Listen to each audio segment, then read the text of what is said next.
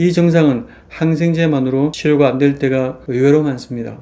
이 증상을 제대로 고치기 위해서는 먼저 본인이 느끼는 불편한 증상이 어떤 유형인가를 제대로 진단받아야 합니다.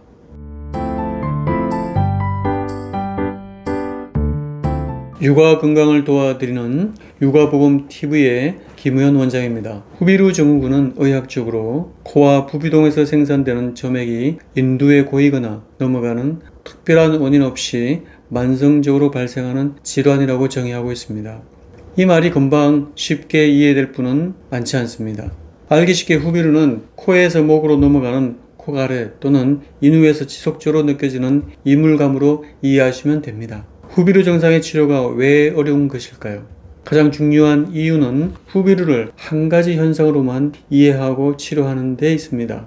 오늘 영상에서는 후비루 증후군을 어떤 식으로 분류해야 하며 치료는 어떻게 해야 하는 것인지 알려드릴 테니 지금부터 영상에 집중해 주시기를 바랍니다. 가장 전형적인 후비루의 형태는 비염 또는 축농증에 의해 누런 코가래가 지속적으로 목으로 넘어가는 증상입니다. 영상진단기로 목안을 관찰하면 누런 가래가 목 뒤로 넘어간 것이 흔히 관찰됩니다. 가래의 색깔이 항상 진한 색깔은 아니며 탁한 백색일 때도 있습니다.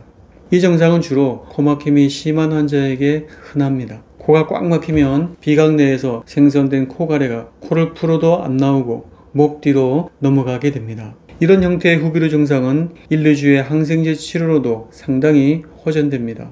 자가치료를 원하는 분은 수세미 오이를 꾸준히 달여서 마시면 도움이 됩니다. 말린 수세미 오이 4g, 대추 4g을 준비하세요.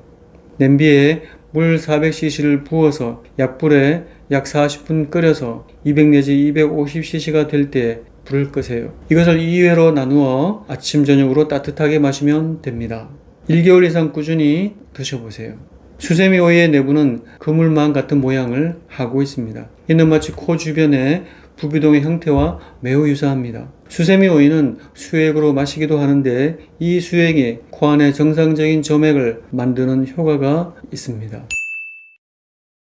이 유형은 가장 까다로운 후비루 증후군입니다. 미리 말씀드리자면 이비인후과에서는 거의 치료제가 없습니다. 치료제가 없다기보다는 항생제 치료에 잘 반응하지 않습니다. 목으로 코가래가 넘어가는 느낌이 있는데 막상 목안을 영상 진단기로 보면 코가래가 아예 보이질 않습니다. 가래는 가래인데 마른 가래에 가깝습니다. 가래를 뱉으면 거의 안 나오거나 진득진득한 가래가 아주 조금 나옵니다. 목안에 딱 떨어져 나오는 가래가 아니면서 이물감이 있습니다. 가래가 삼켜지는 것도 아니고 뱉어지는 것도 아니면서 목안에 걸려있는 것 같아 여간 불편한 게 아닙니다. 이 상태에서 기침이 나올 때가 있습니다. 당연히 마른 기침 내지는 잔기침입니다.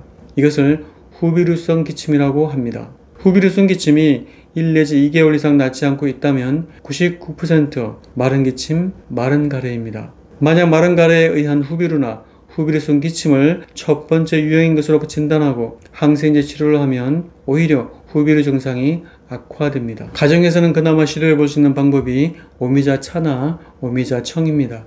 오미자는 가래를 삭히는 것이 아닌 폐를 보호하는 보험제 역할을 해서 목안의 점막을 촉촉하게 해주고 가래를 씻어내는 작용을 해줍니다.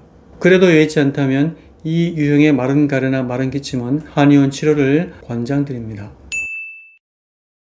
두 번째 유형과 매우 유사하지만 다른 유형의 후비루 증후군이 바로 세 번째 유형인 역류성 후두염입니다. 역류성 후두염은 역류성 식도염과 비슷하지만 차이점은 위산이나 위내용물이 식도를 넘어 후두까지 역류하여 후두 점막에 염증을 일으키는 병입니다.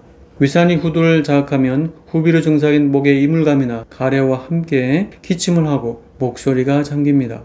가래가 낀 듯한 느낌이 들긴 하지만 가래가 없거나 뱉으려고 해도 잘 나오지 않을 때가 많습니다. 그러면 두 번째 유형인 마른 가래와 어떻게 구분할 수 있을까요? 신물이 올라오거나 소화불량, 가슴 쓰림 등의 소화기 증상이 동반됩니다.